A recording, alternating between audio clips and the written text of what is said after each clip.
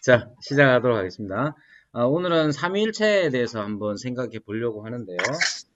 우선, 어, 네. 자, 삼위일체에 대해서 생각할 때 먼저 지난주에 말씀을 드렸다시피 신론에 대해서 공부할 때뿐만 아니라 누군가 인격적 존재를 안다는 것, 인격적 존재를 안다는 건 두 가지, 크게 두 가지를 이야기합니다. 어떤 속성이 있느냐, 어떤 분이시냐 하는 것, 그리고 그래서 그분이 어떤 일을 하시느냐에 관한 거예요. 그러니까 두 가지, 어떤 분이시냐, 그리고 그분이 하시는 일이 무엇이냐. 그렇게 해서, 인격적 존재에 대해서 우리가 알아갑니다.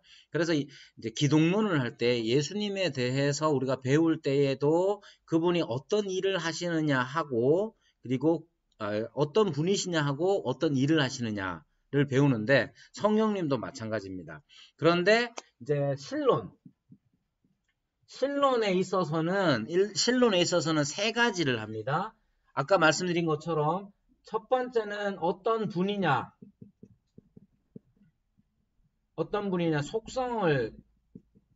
속성을 알고요. 두 번째는 어떤 일을 하시느냐 하는데 이게 두 가지인데 신론에서는 세 가지를 합니다. 삼위일체를 합니다.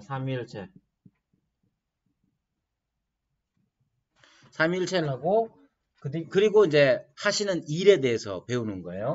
그러면 왜 신론에서는 삼위일체를 하느냐 하면 이 신론이 혹시나 오해하시면 안 되는 게 성부와 성자와 성령이기 때문에 신론이 나머지 이제 예수님과 그리고 성령님에 대해서 배우는데 나머지 성부론에 대해서는 안 배우거든요.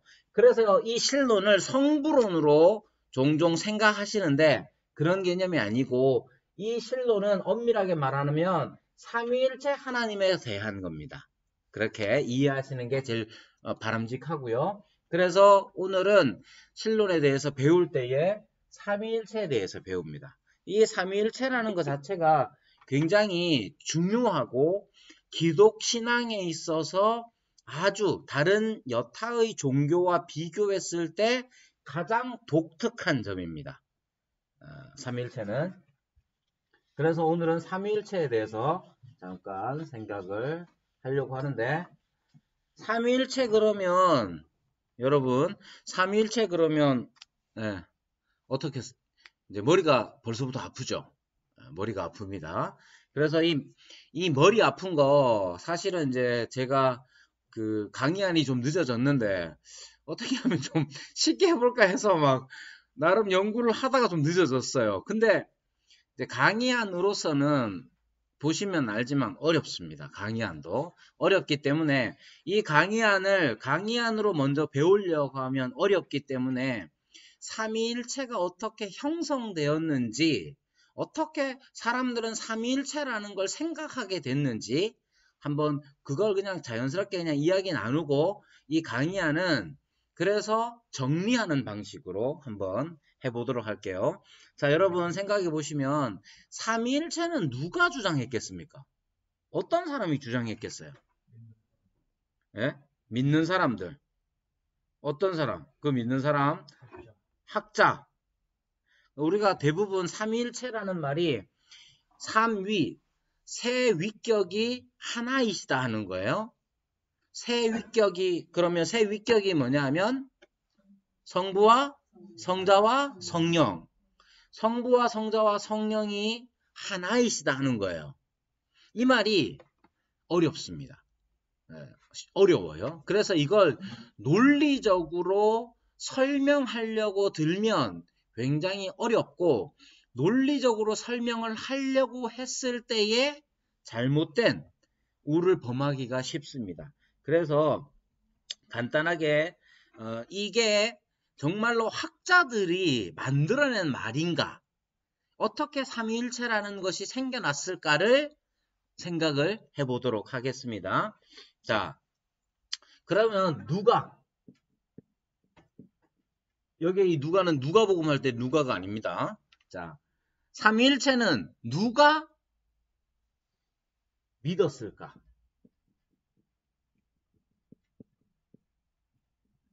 믿음의 행위잖아요. 그죠? 누가 믿었을까요?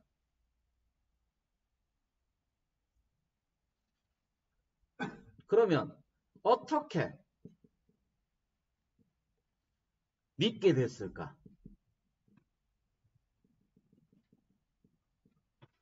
어떻게 믿게 됐을까요? 사람이 생각을 하려고 애를 쓰고 노력을 하면 삼위일체에 다가갈 수 있을까? 어렵습니다. 그래서 어떤 사람들이 어떻게 믿게 되었을까? 이거예요. 이게 핵심입니다. 자, 어떤 사람들이 어떻게 믿게 됐을까? 이게 가장 중요한 핵심이고요. 그러면 여기에 누가를 생각해 보세요. 여기에 삼위일체를 믿게 된 사람들은 어떤 사람들이었을까?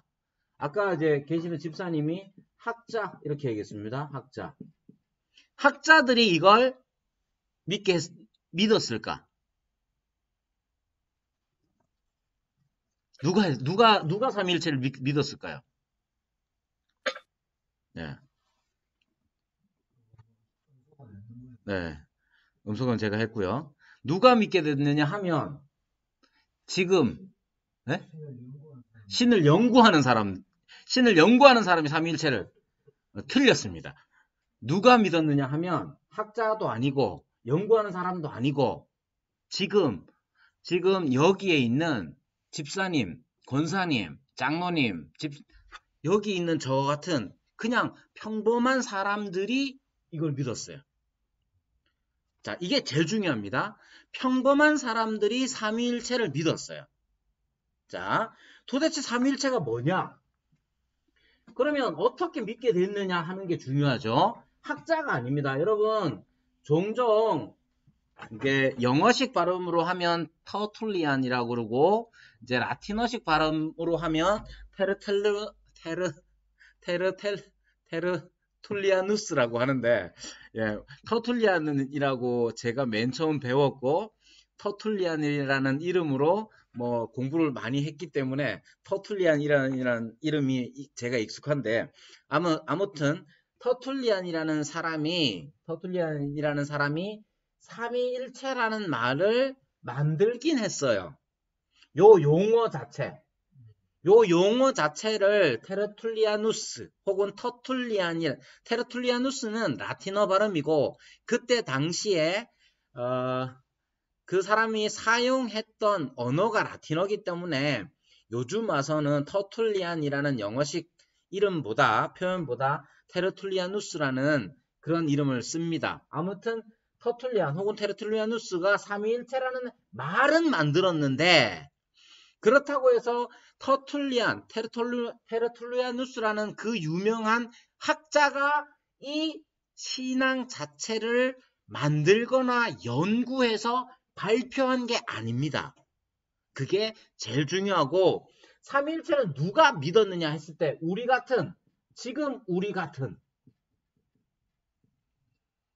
지금 여기 이제 화면으로도 보고 계시죠? 예, 아침에 일어나면 뭐 하세요?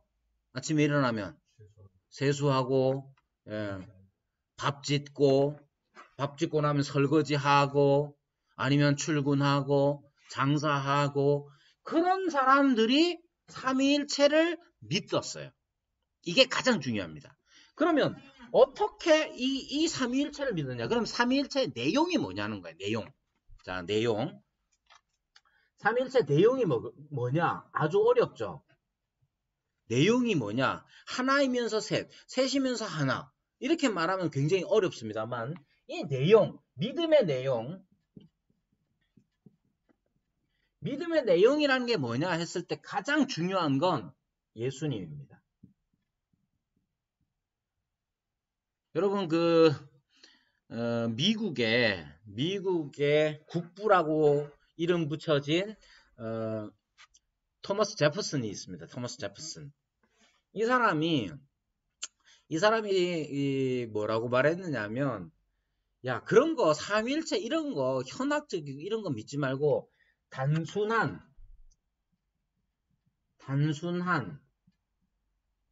다운표를 써야 되겠죠? 단순한 예수님을 믿자. 이렇게 얘기해요. 삼위일체 믿는 거, 그런 거 하지 말고, 단순한 예수님을 믿자는 거예요. 단순한.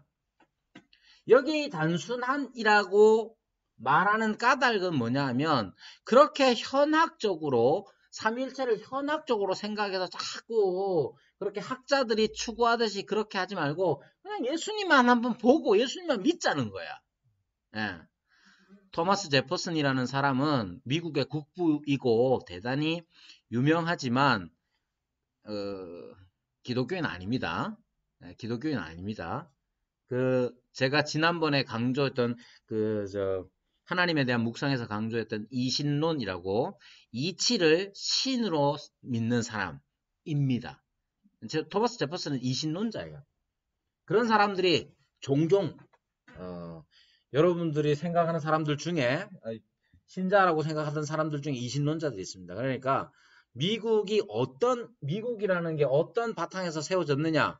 미국 국부라는 사람들의 대부분이 이신론자들입니다. 그러니까 미국 너무 좋아할 필요 없어요.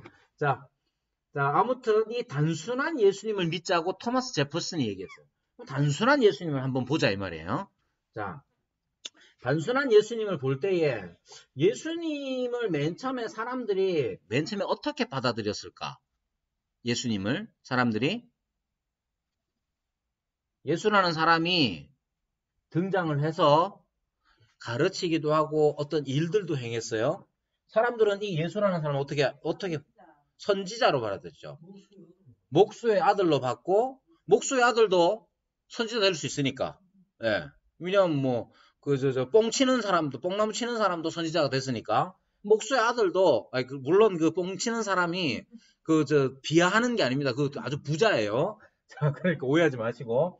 자, 아무튼 이 예수님이라는 분이 역사상에서 공적으로 등장을 했을 때 사람들은 가까이 그 동네 사람들 아는 사람들은요, 저 요셉 아들 아니냐, 우리와 같이 목수일을 하던 목수의 아들 요셉의 아들 예수가 아니냐 이렇게 했습니다.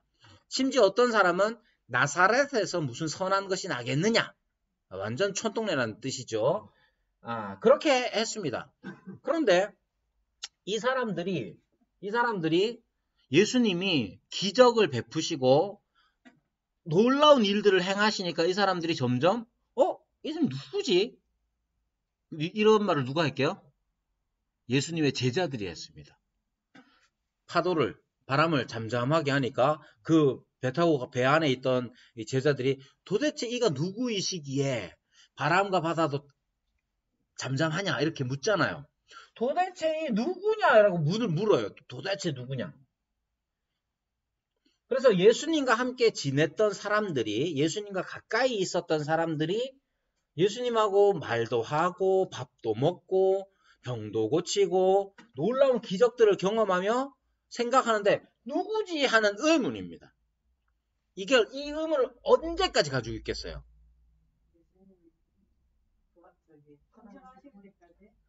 끝까지 가지고 있는데, 승천하시기 전에 그 마태복음 28장부터 보면 16절부터 보면 예수님이 산으로 오너라 했는데 산으로 온 사람 중에 의심하는 자도 있더라 이렇게 말합니다. 그러니까 예수님이 부활하셨어도 이분이 도대체 어떤 분이냐 이렇게 의문했었습니다. 그런데 결정적으로 어디에서 일이 일어나느냐 하면 성령 강림의 사건이 일어나면서 그들이 예수님을, 물론 그 전에 성령 강림까지 가기 전에 부활 때에도 뭐라고 말하느냐면 도마가 뭐라고 말합니까? 그건 도마에게 하신 말씀이고, 도마가 예수님을 향해서 뭐라고 그거 다 지난 다음에 뭐라고 하냐, 나의 주 나의 하나님이요 이렇게 말합니다. 그리고 예수님이 부활하시고 난 다음에 예수님께 경배하는 사람들이 있습니다. 경배라는 말은 누구에게 써야 되는 말일까요? 높으신 분에게 쓰지만 유대인들에게 있어서 경배의 대상은 오직 하나님밖에 없습니다. 예. 그렇기 때문에 예수님께서 공생애를 지내실 때에 3년 동안 혹은 그 이전부터 시작해서 예수님은 항상 어떤 사람처럼 여겨졌고, 당연히 사람이시죠. 근데 다른 사람들이 볼 때에도 예수님은 나사렛 출신의 베들레헴에서 태어나 나사렛에서 자란 목수의 아들 예수로서 사람들은 인식했고, 예수님이 가르치시고 또 기적을 베푸실 때에 그들은 선지자가 났다. 선지자다라고 생각을 했습니다. 그리고 그 선지자가 해야 할 일로서 이 예수님에게 기대하는 바는 메시아적인 일이었는데, 그 메시아는 우리가 지금 생각하는 영혼을 구원하는 그런 것이라기보다는 정치적이고 물질적인 구원을 가져다 주는 해방자 정도로 예수님을 많이 생각했습니다. 그런 사람이 기적을 베풀 수 있습니까? 없습니까? 베풀 수 있습니다. 왜? 이전에 구약의 선지자들도 기적을 베풀었잖아요. 엘리야와 엘리사가 했던 일들을 보면 알잖아요. 그러니까 선지자로서도 예수님이 선지자다 하더라도 병든 자도 살릴 수 있고 고칠 수 있고 심지어 죽은 자도 살릴 수 있습니까? 없습니까? 선지자가 그렇게 했잖아요. 엘리야도 엘리사도. 그래서 예수님도 그런 선지자로 자기들을 물질적으로 육체적으로 또는 정치적으로 구원할 메시아로 믿은 거예요. 그러나 이 메시아라는 말 자체가 구원하는 자이되 이들의 영혼까지도 구원할 자로서 예수님을 생각하지 못했습니다. 그럼 이게 언제 일어나느냐? 최종적으로는 성령 강림, 성령으로 말미암아 그들이 예수님이 어떤 분인지를 알게 되죠. 그래서 예수님이 어떤 분인지 알게 되어서 그들이 한 고백이 뭐냐? 이게 가장 중요합니다. 성령 강림 하셨죠? 성령으로 인해서 예수님에 대한 그들의 태도 혹은 예수님에 대한 믿음의 내용, 이전의 믿음의 내용은 예수님을 안 믿는 게 아니에요. 근데 무엇으로, 어떤 분으로 믿느냐가 중요한 거예요. 해방시켜줄 사람으로 믿었죠. 육체적인 뿐만 아니라 물질적이고 정치적인 구원자로, 그런 구원을 이루는 분으로 믿은 거예요. 성령이 강림하시고 나서 성령의 역사로 말미암아 제자들은 그러면 믿음의 내용이 어떻게 바뀌었겠어요? 이것이 핵심입니다. 선지자에서 구원자인데 그 구원의 내용이 달라지고, 그리고 답을 말씀드리면 예수님을 하나님으로 믿게 됐어요. 그게 가장 중요합니다. 이게 여러분들은 너무 그냥 머리에 익숙해져 가지고 너무나 예수님은 하나님이지 당연하지 이렇게 생각하시는데, 실제로 생각해 보세요. 제가 김태경 권사님한테, 김태경 권사님 엄청 열심히 듣고 계시거든요. 제가 사실 신입니다 이러면 저한테 뭐라 그러겠어요? 미쳤나 그러겠죠. 네, 미쳤나 그러겠죠. 그러면 생각해 보십시오. 예수님은 태어나면서부터 시작해가지고 태어나시고 그리고 죽으실 때까지, 생각해 보세요. 하나님이실까 하시던 그분이 죽었어. 그러면 그건 하나님이 아니심이 분명하잖아. 좀 더 엄밀하게 얘기하면 이스라엘이라는 사람들에게, 그 민족에게, 하나님의 택한 백성에게 하나님께서 늘 계시하신 것이 있는데, 그게 뭐냐 하면 하나님은 한 분이라는 거예요. 신명기 6장 4절에 나와 있는 것은 하나님은 한 분이라는 거예요. 그게 가장 중요한 거예요. 근데 이게 얼마나 놀랍냐 하면 하나님이 신적 존재가 한 분, 유일하다 하는 이건 사람들의 생각에 잘 있지 않습니다.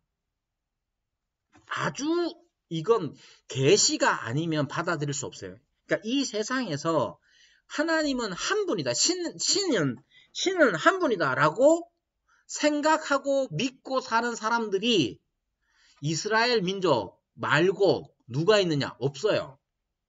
자, 이스라엘은 대단히 작은, 지금도 이스라엘의 영토 자체가 우리나라의 6분의 1밖에 안 됩니다.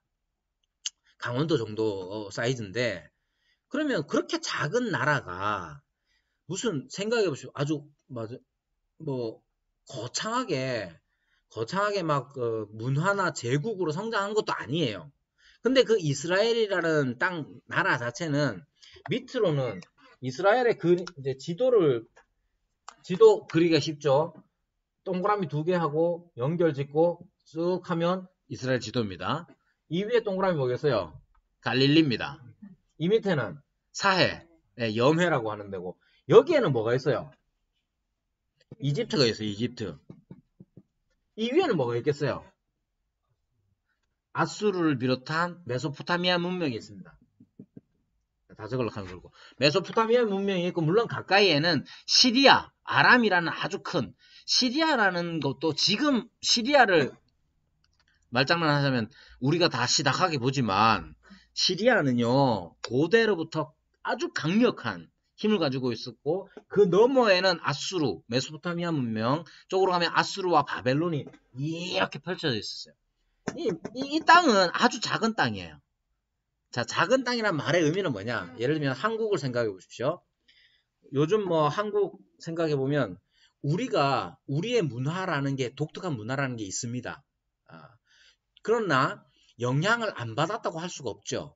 중국에서 뭐 종교, 유교라든지 아니면 불교라든지 도교라든 것들이 다 전해져서 영향을 받지요. 물론 한국은 중국과 다른 문화를 형성해서 독특한 문화를 만들었지만 그런 것들이 대부분이에요. 이집트의 신이 몇 개겠어요? 메소포타미아의 신이 몇 개겠어요? 엄청 많아요. 그럼 물론 여기 가나안 땅에 있는 원래 있었던, 자리 잡고 있었던 가나안 족속들에게도 있었죠.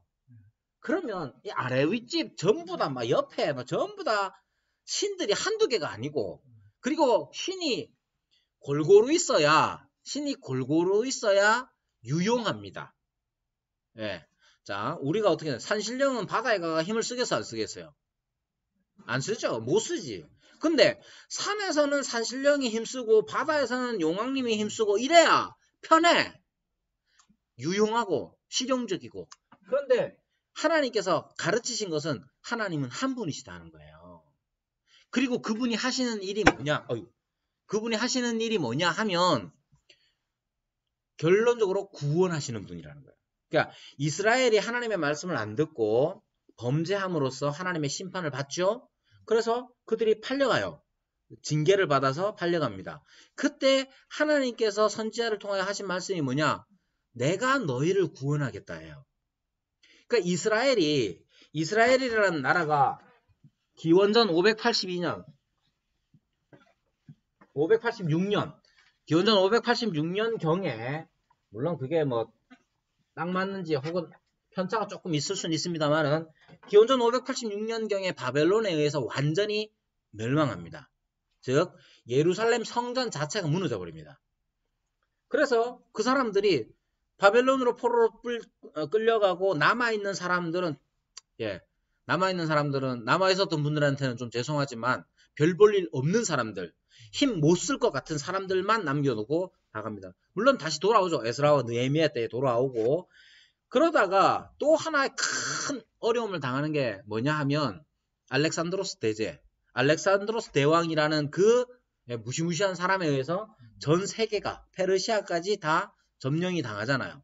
자, 그때 이후로 400년, 세례 요한이 등장하기까지 400년 기간 동안에, 물론 그 사이에 자기들의 왕국을 잠시 가지고 있긴 했지만 별 볼 일 없어요. 별 볼 일 없어. 그때 그러한 아주 어려운 지경 속에서 이스라엘 사람들이 가지고 있었던 소망, 가장 큰 소망이 뭐냐? 하나님이 우리를 구원하신다는 거예요. 그걸 그 400년의 신구약 중간기라고 불리는 그 400년의 기간 동안에 얼마나 이들이 크게 붙잡았냐면, 메시아 대망이라고 이름 붙여질 만큼 크게 붙잡고 있었고 온갖 외경들, 여러 외경들이 그때 만들어지기도 했습니다. 자, 아무튼 핵심은 뭐냐? 유대 사람들은 하나님의 계시를 간직해 왔던 사람들인데 그 계시의 특징 첫 번째가 하나님은 한 분이시다는 거예요. 그리고 그분이 한 분이신 하나님이 하시는 일이 뭐냐? 자기 백성을 구원하실 거라는 거예요. 어떻게 하실까? 어떻게 하실까? 몰라! 어떻게 알고 있어요? 보통은 어떻게 하셨어요? 아, 메시아. 네, 보통은 메시아. 근데 메시아의 뜻이 뭡니까? 기름 부음 받은 자예요. 기름 부음 받은 자고 메시아의 헬라어 번역이 그리스도예요. 자, 그러니까 그리스도 기름 부음을 받은 자라는데 하나님께서는 이스라엘을 구원하실 때 기름을 부어 세운 종들을 통해서 이스라엘을 건져내셨습니다. 사사 때도 그러하셨고 왕들이나 제사장이나 선지자들을 그렇게 하셨어요. 그러나 그 기름 부음이라는 것은 위임의 의미가 있습니다. 위임. 즉 하나님께서 하시는 일인데 너를 세워서 네가 그 일을 하게 한다 하시는 위임의 의미가 큽니다. 그러므로 하나님께서 하시는 거예요. 근데 그게 어떻게 되느냐? 사람들은 다 하나님께서 기름 부음 받은 자를 통해서 하셔. 그러면 첫 번째로 나오는 게 뭐냐면 구별이죠. 구별. 어떻게? 하나님이 하시는데 누구를? 메시아. 메시아인데 여기 오해하지 마세요. 우리가 믿는 그 메시아는 기름 부음 받은 자. 하나님께서 하시되 사람을 사용하시어 구원하셔 왔단 말이에요. 근데 하나님이 계속 구약에서 말씀하신 건 뭐냐? 내가 너희를 구하리라. 내가 너희를 구원하리라 하신 거예요. 그 구체적인 게 뭔지는 잘은 몰라. 그러나 구약의 경륜에 따르면 하나님이 사람에게 기름을 부어 그 사람을 사용하셔서 구원 주셨어. 엘리사 때 아람에게서 하셨잖아요. 그죠? 히스기야가 위험에 처했을 때 아수르의 위협 가운데서 하나님께서 히스기야와 이사야 그 역사 속에서 18만 5천 명을 하룻밤에 그렇게 하셨단 말이야. 그래서 하나님께서 하시긴 하시는데 어떻게 하시느냐 구체적인 건 몰라.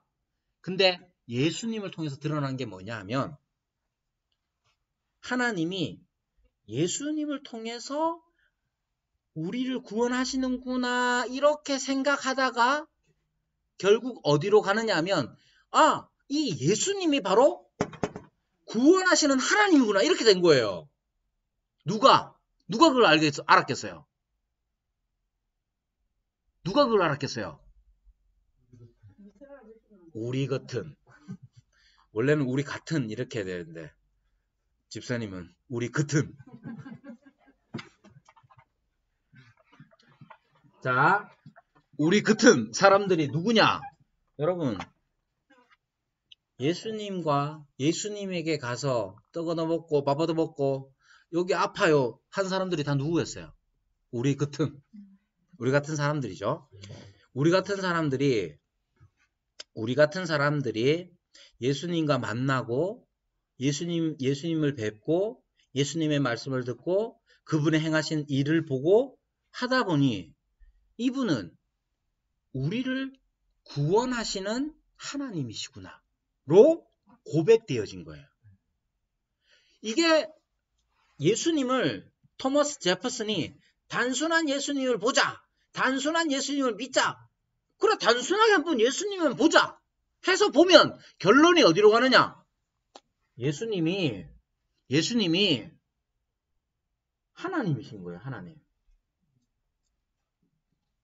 주는 그리스도시요 살아계신 하나님의 아들이시니다 라는 이 고백 똑같아요. 예수님이 하나님이신 거예요. 예수님을 그냥 단순하게 봤더니 그분이 어떤 분이냐? 말씀을 참 잘하셔. 그분은 선생님이야.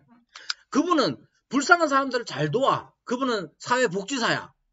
이렇게 끝나는 게 아니라 예수님을 봤더니 그분은 이전부터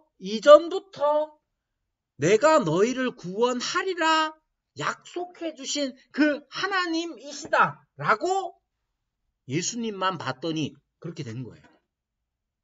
이게 가장 중요한 겁니다. 자, 이것, 예수님이 바로 하나님이시다 하는 점을 사람들이 고백하기 시작하면서 문제가 생겨요. 어떤 문제가 생기겠어요? 아니, 예수님이 하나님이라고? 그럼 전에부터 말씀하시던 그 하나님은 관계는 어떻게 되지? 관계는 어떻게 돼요? 그뿐만 아니라 예수님이 내가 가면 또 다른 보혜사를 너에게 보내줄 텐데 그가 오시면 내가 너에게 가르친 것을 생각나게 하리라. 그렇게 말씀하셨어요? 그럼 그분은 또 뭐예요? 예수님께서 보내셨다고 했으니까 신부는꾼인가? 이런 게 지금 우리 같은 그냥 평범한 일상을 살아가는 사람들에게 있어서 중요한 내용이 되는 거예요. 그걸 정리를 해야 되는 거야. 근데 그 정리가 어떻게 났느냐 하면 자, 그 정리에 관한 것이 바로 삼위일체라는 거예요. 자, 그러면 이제 교재를 한번 봅시다. 자, 이게 우리도 마찬가지죠. 우리가 쉽게 그냥 신앙생활을 시작하면서 경험한 것들이 바로 이겁니다.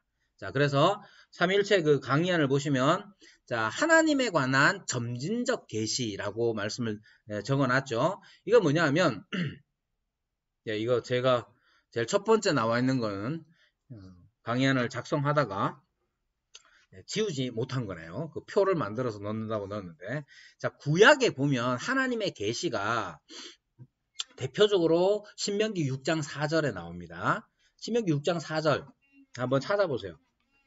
저도 찾아볼게요. 자,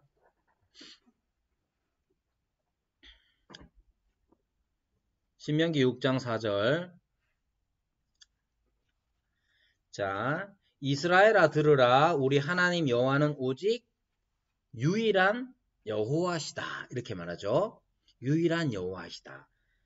자, 전에는 이제 한 분이라고 하기도 했습니다. 여기 이제 한 분, 하나다 하는 이 말의 의미를 유일하다로 바로 이해하는 게 중요합니다. 여기에 한 분이다 할 때 이 원이라는 것 자체가 사람들은 외로운 이런 의미로 사용될 수 있기 때문에 유일한 분으로 생각을 해야 됩니다. 자, 여기서 강조하는 게 뭐냐면 구약 시대에는 이렇게 한 분이신 유일하신 이렇게 단수성에 대한 강조가 나타납니다. 그게 가장 잘 나타나는 게 신명기 6장 4절이고요. 신명기 6장 4절. 그래서 하나님은 한 분이시다 하는 말이 신명기 6장 4절에 제일 잘 나타나고 이것이 구약시대에 있어서 가장 중요하게 드러나는 겁니다. 그런데 하나님께서 계시하실 때에 하나님의 한 분 되신만을 말씀하시느냐 하면 그게 아니라 하나님의 복수성이라는 것. 여기는 이제 단수성이고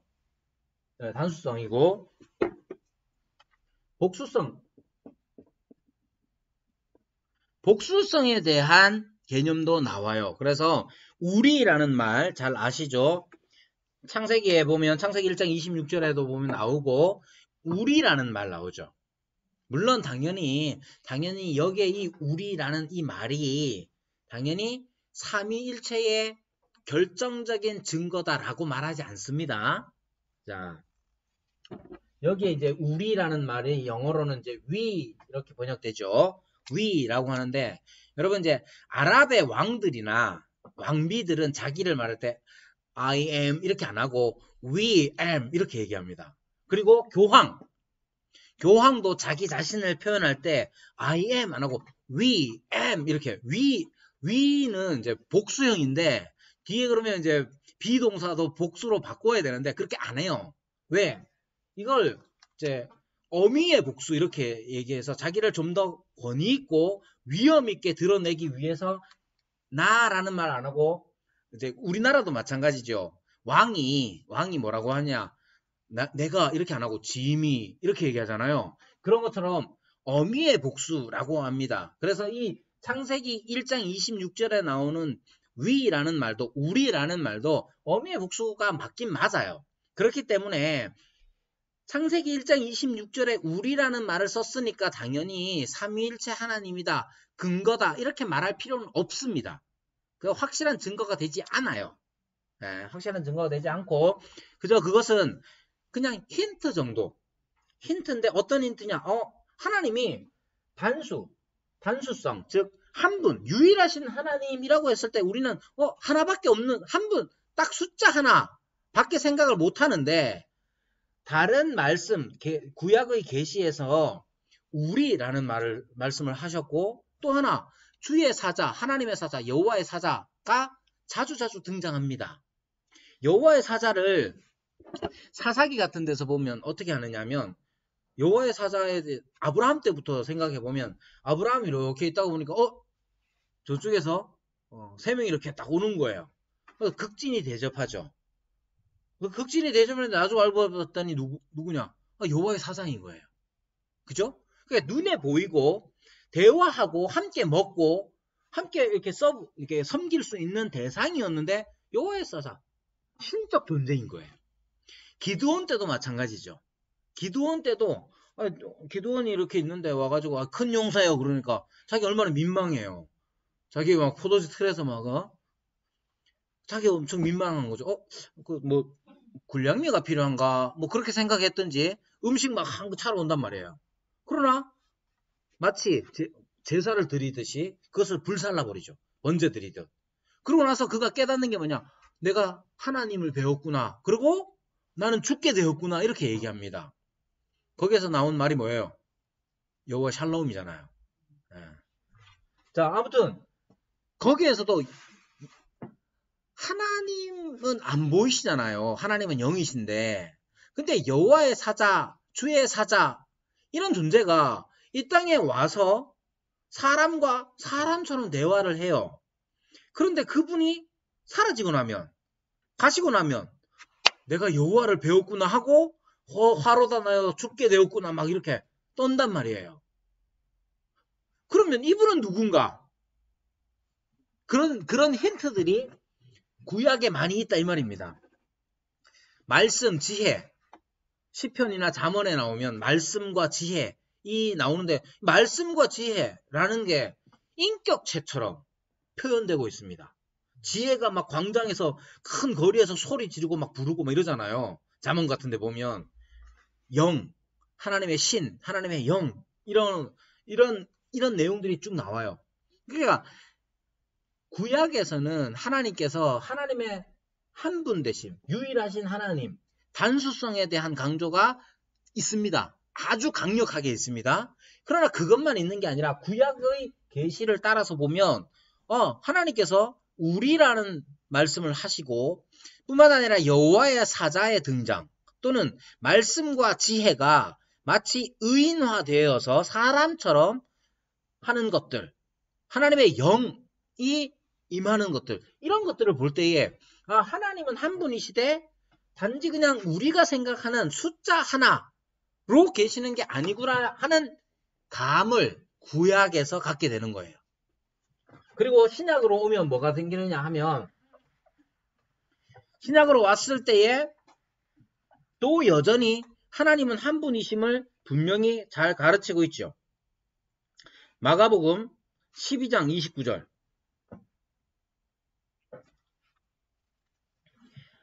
예수께서 말씀하십니다. 어떻게? 예수께서 대답하시되 첫째는 이것이니 이스라엘아 들으라 주 곧 우리 하나님은 유일한 주시라. 누가? 예수님이 하나님은 유일한 주시라 이렇게 말합니다. 나머지 고린도전서 8장 6절과 에베소서 4장 6절, 야고보서 2장 19절 똑같습니다. 신약에서도 하나님은 유일한 주, 유일한 여호와이심을 가르칩니다. 신약에서. 누가? 예수님이 그렇게 말씀하셨어요. 그런데 복수성은 어떻게 나타나느냐? 예수님에 대하여서. 자, 마태복음 11장 25절.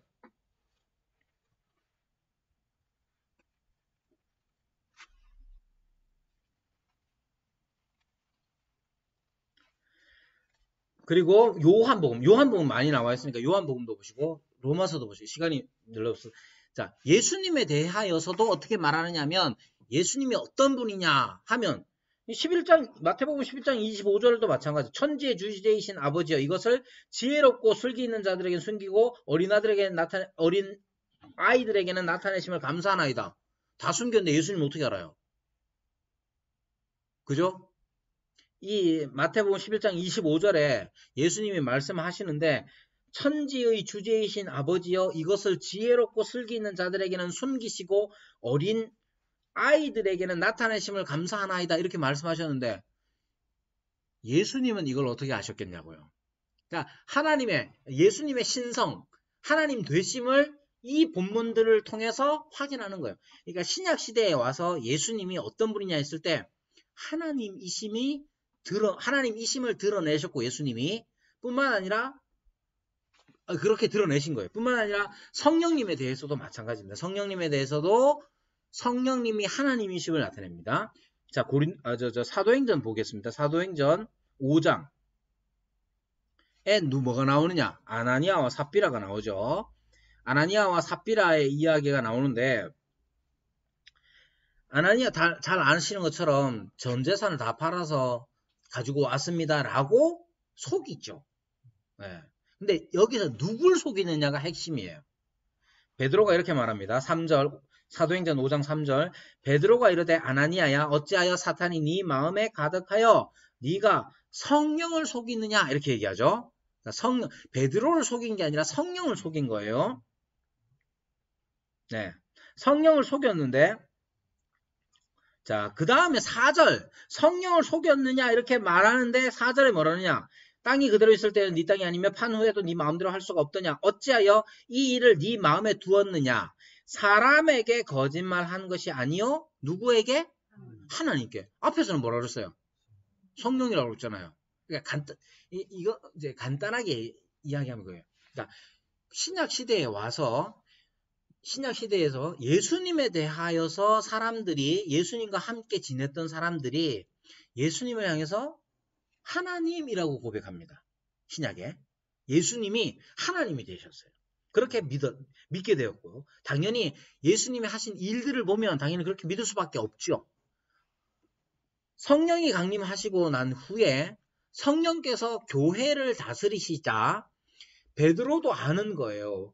교회에 거짓말한 게 그냥 베드로 속인 게 아니라 성령을 속였다 라고 말하는데 그 성령이 어떤 분이냐? 하나님이라고 말합니다. 그래서 우리같이 그냥 평범한 사람들이 예수님을 만난 그 사람들이 예수님을 향해서 고백하는 게 뭐냐? 예수님은 하나님이십니다 라는 고백이에요. 그리고 그 고백이 이제 성령 강림 이후로 그 고백을 우리에게 할 수 있게 하시는 은혜를 베푸시는 분이 누구냐? 성령님이시다. 그래서 성령님도 하나님이시다. 그리고 그렇게 해서 이렇게 구약 시대와 신약 시대를 지내며 하나님께서 당신을 계시하신 그 계시의 정리가 뭐냐 하면 삼위일체시라는 거예요. 그래서 마태복음 3장 그리고 고린도전서 12장 4절에서 6절, 고린도후서 13장 13절, 베드로서 1장 2절 다 삼위 하나님에 대하여 말합니다. 그러니까 삼위일체라는 것 자체를 너무 현학적으로 생각하려고 하면 여러분 저도 이제 여러분들한테 설명 잘해주고 싶어서 막 책도 열심히 또 다시 읽고 막 이랬거든요. 예, 설명을 해주려고 하면 더 어려워집니다. 자, 그래서 책을 한 권 소개시켜 드리면서 여러분이 관심 있으시면 보십시오. 이 제목은 삼위 하나님과의 사귐이라는 책입니다. 아주 얇아요. 아주 얇고 이 책은 이제 기본적으로는 삼위일체 하나님을 이해하고 그것을 적용하는 내용으로 되어 있습니다. 물론 이제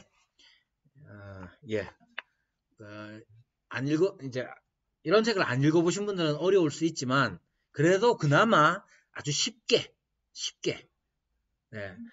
쓰여진 책이고 삼위일체 하나님에 대해서는 지난주에 말씀드린 선하신 하나님이라는 책이 있는데 이 책보다도 더 얇아요. 이 책보다도 더 얇아요. 선하신 하나님은 삼위일체 하나님에 대해서 우리가 마음껏 이렇게 즐길 수 있도록, 감격할 수 있도록 해줍니다. 이 선하신 하나님은. 그리고 이 책은 조금 더 잘 알 수 있도록 도와줍니다. 그래서 한번 기회 되시면 사보시고요. 예, 사보시길 바라고. 자, 이게 얼마 안 남았지만 요렇게 이해하는 게 가장 간단합니다.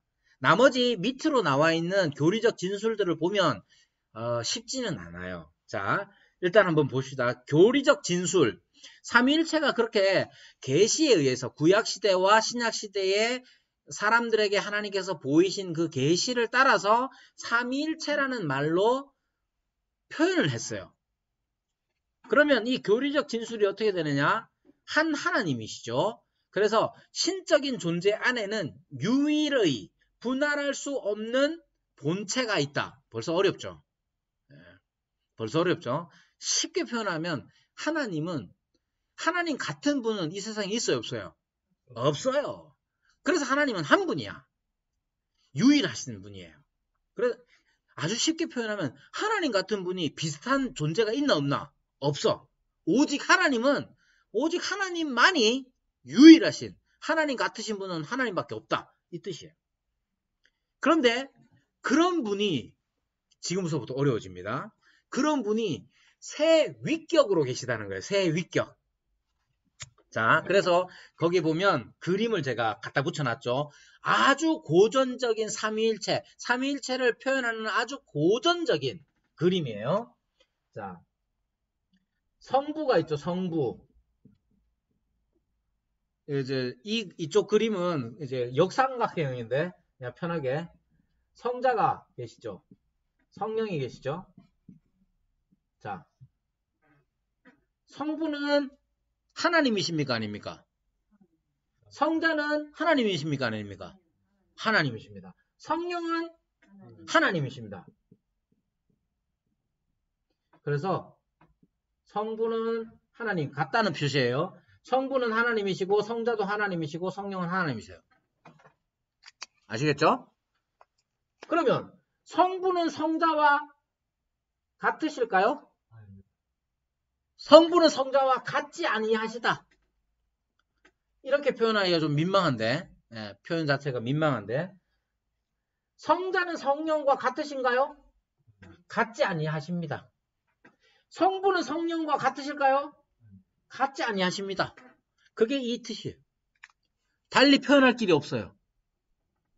이 표시 is not 이라고 했는데 이 말이죠. 성부는 성자가 아니시고 성자는 성령이 아니시고 성부는 성령이 아니시다. 이거 어떻게 알아요? 어떻게 알아요? 연구한 게 아니고 성자께서 기도하시잖아요. 아버지여 그렇게 하시잖아요. 아버지여 라고 부르시며 기도하셨으니 성자는 성부가 아니시죠. 그리고 성자께서 뭐라고 말씀하십니까? 성자가 핵심이에요. 성자가. 왜 핵심이냐? 우리에게 오셨잖아요. 모습을 우리가 볼 수 있게 오셨잖아요. 그래서 이분을 통해서 하나님을 알게 돼요. 그래서 성자께서 완전한 계시가 되시는 분이에요. 자, 성자께서 성부를 향하여 아버지여 부르시며 기도하셨으니 성자는 성부와 같지 아니하시죠. 그런데 성자께서 뭐라고 말씀하시느냐? 내가 가면 또 다른 보혜사를 너에게 보낼 것이다. 그러니까 성자와 성령은 같지 아니하시죠. 그런데 사람들이 이 성자를 배웠던 사람들이 만났던 사람들이 성자는 하나님이십니다. 고백했고 성령 하나님이십니다. 고백했고 성부 하나님이시고 그렇게 되는 거예요. 이게 삼위일체. 그러니까 이걸 자꾸 막 설명하려고 비유를 들면 엉망이 됩니다. 자, 제가 책방을 합니다. 서점을 합니다. 책방을. 농담이에요. 진담입니다. 진담이에요. 포항에서 그의 책방을 합니다. 진짜예요. 그의 책방을 합니다. 책방을 하면 저를 사람들이 뭐라고 부르겠어요? 사장님 부릅니다. 아니면 꼬맹이들은 책방 선생님 그렇게 불러요. 제가 집에 가면 뭡니까? 아버지. 남편이 중요하죠. 남편. 교회 가면 목사님. 이렇게 설명하면 삼위일체를 됩니까? 안 됩니까? 안 돼요. 왜 안 됩니까? 그렇지. 그건 뭐냐? 같지 아니하시다 하는 게 잘못되는 거예요. 그게 언제 이런 생각들을 초대 교회 때부터 가지고 있었어요. 그걸 신학 용어로 양태론이라고 하고 사벨리우스 주의라고 하는데, 이거 이제 초대 교회에서 하면 배울 거예요. 신희성 목사님이 잘 가르쳐 주실 거예요. 양태론이라고 합니다. 뭐 세입 클로버 다 안 됩니다. 그런 거. 그러니까 어떤 우리가 살면서 볼 수 있는 자연이나 경험을 통해서 삼위일체를 설명하려고 하면 안 돼요. 그것은 왜냐하면 하나님은 신비로서 우리가 받아들여야 되는데, 이 책에 나오는 설명 중에 이렇게 얘기합니다. 이 삼위일체는 하나님의 신비를 설명하려는 게 아니라 하나님의 신비를 보호하고 신비를 담기 위해서 삼위일체를 얘기하는 거예요. 그러니까 이 신비를 신비로 받아들이고 믿음으로 받아들여야 되는 것이고, 그 받아들이는 건 맹목적인 게 아니라 계시에 의해서요. 계시. 성자께서, 예수님께서 이 땅에 오셔가지고 말씀하시고 가르치시고 죽으시고 부활하신 그 계시를 통해서 뭐가 드러났느냐? 하나님이심이 드러났잖아요. 근데 그분이 하나님을 향하여 아버지여 부르시며 기도하셨잖아요. 성령을 보내주시겠다 약속하셨고, 따라서 성령이 오셔서 하나님이심을 교회 안에서 드러내셨잖아요. 그래서 성부와 성자와 성령이 모두 하나님이시되 그 위격 간의 구별이 있으시다. 이대로 그냥 받아들이는 겁니다. 자, 나머지 교리적 진술 그 얘기입니다. 자, 그 얘기고, 이거 생각하고 공부하려고 하면 시간이 더 필요해요. 시간이 더 필요해서 나중에 여러분들이 진짜 삼위일체를 배우고 싶다, 개인적으로 연락하세요. 그러면 제가 줌을 하든지 뭘 하든지 함께 공부할 의향은 충분히 있습니다만, 지금 다 다루기에는 많이 어렵고 또 시간이 너무 적어서 요 정도, 나머지 것들은 읽어보시고 항상 요 그림 잘 생각하시고, 절대로 피조물의 어떤 것으로 삼위일체를 설명하려고 하지 마십시오. 계시를 따라, 우리에게 보이신 계시를 따라 그 계시를 받아들이면 삼위일체로 가게 되어 있습니다. 그 점을 기억하시면 좋겠습니다. 잠시 쉬겠습니다. 각자 하시는 일이 다르잖아요. 다릅니다. 예, 그거는 또 나중에 그 얘기도 좀 써놨습니다. 각자 하시는 일이 다르다는 건 그 얘기도 좀 써놨고요. 예, 그래서 내향적 사역과 외향적 사역으로 제 5번에 마지막에 5번 구별성에 있습니다. 그래서 그 부분도 한번 보시고, 이런 거까지 설명하려고 하면 진짜로 시간이 진짜 많이 필요해요. 그래서 잠깐 쉬고 한 10분 정도 쉬고 둘째 시간 갖도록 하겠습니다.